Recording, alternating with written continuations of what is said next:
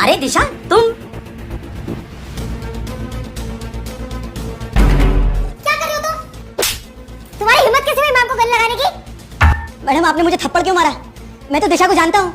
अबे मैडम को बहुत लोग जानते हैं, इतनी बड़ी कंपनी की मालकिन जो है। अरे दिशा, याद करो, मैं रजत, हम साथ में स्कूल में थे और हमारा 10वीं का सेंटर भी सेम पड़ा था। तुम रजत श्रीवास्तव हो क्या? हाँ। कर रहे हो और ये सब काम? दरअसल माँ के गुजरने के बाद मेरी ज़िंदगी बदल गई। 12वीं करने के बाद मैंने सोचा था कि मैं ग्रेजुएशन और MBA करूँगा, लेकिन फिर पापा ने दूसरी शादी कर ली और वो भी बदल गए। मैंने उनसे आगे की पढ़ाई के लिए पैसे भी मांगे, पर उन्होंने मुझे घर से ही निकाल दिया। कहा कि अपनी ज़िंदगी अपने आप संभालो। ये तो बहुत बुरा हुआ तुम्हारे साथ। मैडम हम चलते हैं, हमें मीटिंग के लिए देर हो रही है। हाँ सुनो, मुझे लेट हो रहा है, मैं तुमसे बाद में बात करती हूँ। हाँ जी।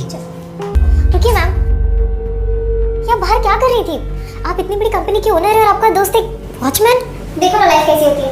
तुम्हें पता है वो स्कूल कार में आता था और आज देखो वो कहाँ है और मैं कहाँ। बेटा, मुझे देखकर इग्नोर मत करना। इस बार जो भी एग्जाम में पास होना चाहता है मैं पास कर दूंगी, मगर मेरा भी एक काम करना होगा। तुम्हें इस वीडियो को एक लाइक और चैनल को सब्सक्राइब करना होगा और 5 सच्चे मित्र को शेयर करना होगा और मेरे बेटे जाते जाते कमेंट में सरस्वती माँ लिख दो। वही तो मैं कह रही हूँ मैम, आपको उस गरीब को मुंह लगाने की बिल्कुल जरूरत नहीं है। सोचिए ऑफिस में किसी को पता चल गया कि एक वॉचमैन आपका दोस्त है, तो आपकी क्या रेपुटेशन रह जाएगी। इससे पहले वो किसी और को बताए, आप उसे कंपनी से निकाल दो। सही कह रही हो तुम। अगर रजत ने खुद ही सबको बता दिया तो मेरी क्या इज्जत रह जाएगी। वही तो, तुम एक काम करो, HR को बोल के कल एक नया वॉचमैन रख लो। ठीक है मैम। मैम इन्हें रखा है वॉचमैन की जॉब के लिए। अंकल आपने पहले कहीं काम किया है? हाँ, बहुत जगह पर किया है, मैं सब कर दूंगा। ठीक है, आप कल से आ जाइए। दिशा, बुलाया तुमने? अबे ओए, मैम को नाम से क्यों बुला रहा है?